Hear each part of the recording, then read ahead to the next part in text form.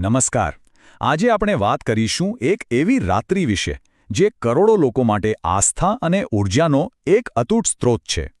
તો ચાલો સાથે મળીને ઊંડા ઉતરીએ અને સમજીએ હિન્દુ ધર્મના આ મહાપર્વ મહાશિવરાત્રિને. ક્યારે વિચાર્યું છે કે લાખો લોકો એક તહેવાર માટે આખી રાત કેમ જાગતા હશે? ખરેખર સવાલ તો મનમાં થાય જ નહીં. આખી રાતનું જાગરણ, ભક્તિ, ઉપવાસ, આખીર આ બધા પાછળનું સાચું કારણ શું છે? ચાલો આ સવાલના જવાબની સાથે જ આપણે આ તહેવારના રહસ્યને પણ સમજીએ. કોઈ પણ તહેવારને સમજવાની શરૂઆત તેના નામથી જ થાય છે, ખરું ને? તો ચાલો સૌથી પહેલાં એ જ જાણીએ કે મહાશિવરાત્રિનો અર્થ શું થાય છે.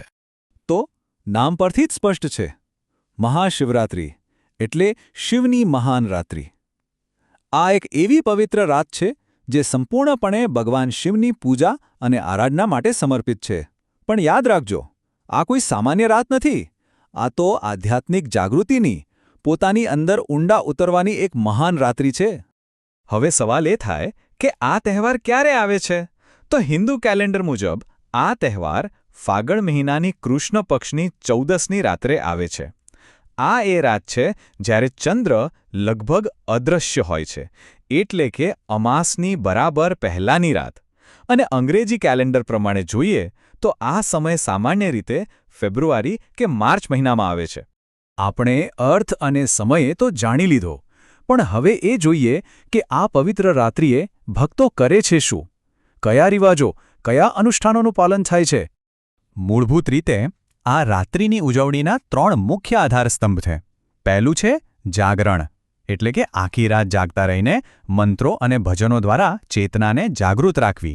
બીજું છે પૂજા, શિવલિંગ પર અલગ અલગ વસ્તુઓ અર્પણ કરીને આપણી ભક્તિ વ્યક્ત કરવી. અને ત્રીજું છે વ્રત અથવા ઉપવાસ, જે ફક્ત શરીર માટે જ નહીં પણ મનની શુદ્ધિ માટે પણ છે. આ ત્રણેય વસ્તુઓ જ્યારે ભેગી થાય ત્યારે મહાશિવરાત્રિની ઉજવણી સાચા અર્થમાં પૂર્ણ થાય છે. પૂજાની વાત કરી તો તેમાં શિવલિંગ પર શું ચડાવાય છે? સામાન્ય રીતે દૂધ, પાણી, બીલીપત્ર અને ફૂલો જેવી વસ્તુઓ અર્પણ કરાય છે. પણ આ માત્ર સામગ્રી નથી. દરેકની પાછળ એક ઊંડો સાંકેતિક અર્થ છે. દૂધ અને પાણી શુદ્ધિકરણનું પ્રતીક છે, જ્યારે ફૂલો અને બીલીપત્ર શાંતિ અને ભક્તિનું. આ દરેક અર્પણ બોલ્યા વગર આપણી શ્રદ્ધાને વ્યક્ત કરવાનું એક માધ્યમ છે. હવે આપણે આ તહેવારના મૂળમાં જઈએ. આ રાત્રિ આટલી પવિત્ર કેમ છે? તેની પાછળ કેટલીક ખૂબ જ રસપ્રદ પૌરાણિક કથાઓ છે. ચાલો સૌથી પહેલાં એ કથા સાંભળીએ જે સૌથી વધુ પ્રચલિત છે, વિશ્વાનની કથા. વાત છે સમુદ્ર મંથનની. જ્યારે દેવો અને દાનવો અમૃત મેળવવા માટે ક્ષીરસાગરનું મંથન કરી રહ્યા હતા, બધાને અમૃતની અપેક્ષા હતી. પણ અમૃત નીકળે એ પહેલાં સમુદ્રમાંથી કંઈક એવું બહાર આવ્યું જેની કોઈએ કલ્પના પણ નહોતી કરી. કંઈક અત્યંત ભયાનક. એ હતું હળાહળ વિષ. એટલું ભયંકર કે તેના એક ટીપાથી પણ આખી સૃષ્ટિનો નાશ થઈ શકે. દેવો અને દાનવો બધા જ ગભરાઈ ગયા. કોઈની હિંમત નહોતી કે એ વિષનો સામનો કરે. અને ત્યારે સૃષ્ટિને બચાવવા માટે આગળ આવ્યા ભગવાન શિવ. તેમણે એ ભયાનક વિષને પી લીધું અને પોતાના ગળામાં જ ધારણ કરી લીધું. આ મહાન ત્યાગને કારણે જ તેમનો કંઠ નીલો એટલે કે વાદળી પડી ગયો અને તેઓ નીલકંઠ કહેવાયા. પણ જ્યારે શિવજીએ આ વિષને પોતાના ગળામાં ધારણ કર્યું ત્યારે તેની અસરથી તેમને ખૂબ જ પીડા થઈ રહી હતી. એ સમયે દેવતાઓએ તેમને મદદ કરવા અને શાંતિ આપવા માટે આખી રાત તેમની પાસે બેસીને પ્રાર્થના કરી, જાગરણ કર્યું. અને બસ એ જ રાત્રિ ઇતિહાસની પ્રથમ મહાશિવરાત્રિ બની. ત્યારથી જ આખી રાત જાગરણ કરવાની પરંપરા શરૂ થઈ. તો આ કથા આપણને શું શીખવે છે? એ આપણને શીખવે છે કે નકારાત્મકતાને કેવી રીતે સકારાત્મકતામાં બદલી શકાય છે.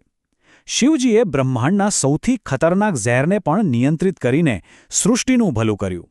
આ એ વાતનું પ્રતીક છે કે ગમે તેવી મુશ્કેલ પરિસ્થિતિ કે વિનાશની વચ્ચે પણ શાંતિ અને સમાધાન શોધી શકાય છે. આ તો થઈ એક કથા. પણ મહાશિવરાત્રિ સાથે જોડાયેલી વધુ એક અત્યંત સુંદર અને મહત્વપૂર્ણ વાત છે.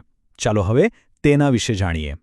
જી હા, આ એ જ પવિત્ર રાત્રિ છે જ્યારે ભગવાન શિવ અને માતા પાર્વતીના વિવાહ થયા હતા. તો એક રીતે જોઈએ તો આ માત્ર સંકટમાંથી ઉગરવાની જ નહીં પણ બ્રહ્માંડના 2 સૌથી મોટા તત્વોના દિવ્ય મિલનની પણ રાત્રિ છે. આ લગ્નનો સાંકેતિક અર્થ પણ ઘણો ઊંડો છે. જુઓ, એક તરફ છે શિવ, જે તપસ્વી છે, ધ્યાન અને વૈરાગ્યનું પ્રતીક છે, તો બીજી તરફ છે માતા પાર્વતી, જે પ્રકૃતિ, સર્જન અને શક્તિનું સ્વરૂપ છે. આ બંનેનું મિલન એટલે બ્રહ્માંડની બે વિરોધી પણ પૂરક શક્તિઓનું મિલન. આ જ મિલનથી સૃષ્ટિમાં સંતુલન અને સુમેળ સ્થપાય છે. તો આપણે પૌરાણિક કથાઓ તો જાણી લીધી, પણ આજના સમયમાં આખા ભારતમાં આ તહેવાર કેવી રીતે ઉજવાય છે? ચાલો એના પર એક નજર કરીએ. તમે ભારતના કોઈપણ ખૂણામાં જાઓ, મહાશિવરાત્રિની ઉજવણી જોવા મળશે જ. ખાસ કરીને કાશી, ઉજ્જૈનમાં મહાકાલેશ્વર જેવા જે મોટા શિવ મંદિરો અને જ્યોતિર્લિંગ છે, ત્યાં તો આખી રાત ઉત્સવનો માહોલ હોય છે. ભક્તો દૂર દૂરથી તીર્થયાત્રા કરીને આવે છે અને આખી રાત મંદિરોમાં ઘંટનાદ અને હર હર મહાદેવના નારા ગુંજતા રહે છે. તો ટૂંકમાં કહીએ તો મહાશિવરાત્રિ માત્ર એક રાતનો તહેવાર નથી, એ એક શક્તિશાળી રિમાઇન્ડર છે. એ આપણને યાદ અપાવે છે કે આપણા અંદરના અંધકાર એટલે કે અજ્ઞાન અને નકારાત્મકતા પર વિજય મેળવવો શક્ય છે, અને સાથે જ એ જીવનમાં સંતુલન કેટલું જરૂરી છે એ પણ શીખવે છે. અને અંતે એક સવાલ સાથે આપણે સૌ વિચારીએ, આજની આ ભાગદોડ અને અસ્તવ્યસ્ત દુનિયામાં આપણે એવી રાત્રિ પાસેથી શું શીખી શકીએ જે આપણને વિનાશમાં પણ શાંતિ શોધતા શીખવે છે? આ વિચારવા જેવી વાત છે, ખરું ને?